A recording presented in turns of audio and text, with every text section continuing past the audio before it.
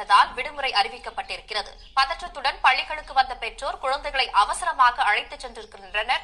இது பற்றிய கூடுதல் தகவல்களுடன் செய்திகளை வழங்குவதற்காக செய்தியாளர் சரவணன் இணைகிறார். சரவணன், விவரங்கள்.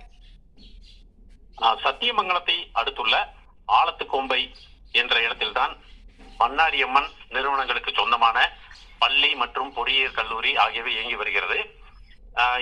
இங்கு மெட்ரிகுலேஷன் பள்ளி மற்றும் சிபிஎஸ்இ ஆகிய இரு பள்ளிகள் அருகருகே அமைந்துள்ளன. இன்று காலை ஒரு குறுஞ்செய்தி ஒன்று வந்துள்ளது பள்ளிக்கு.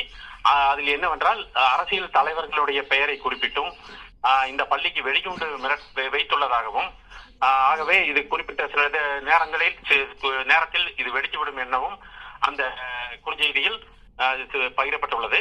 இதனை பார்த்த பள்ளி நிர்வாகத்தினர் சத்தியமங்கலம் காவல்துறையினருக்கு தகவல் அளித்தனர்.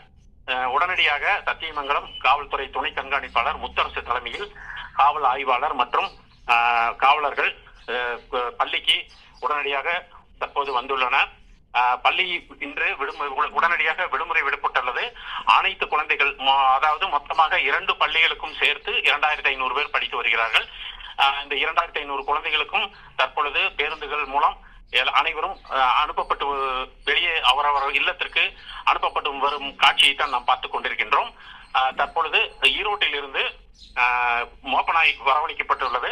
அது இன்னும் சிறிது நேரத்தில் வந்தவுடன் பள்ளி முழுவதும் தேடுதல் வேட்டை நடைபெறும் எனவும், அந்த குறுஞ்செய்தி குறித்து ஆராய்ந்து வருவதாகவும், அதன் விவரங்கள் பற்றி பின்னர் தெரிவிப்பதாகவும் காவல்துறையினர் அறிவித்துள்ளனர்.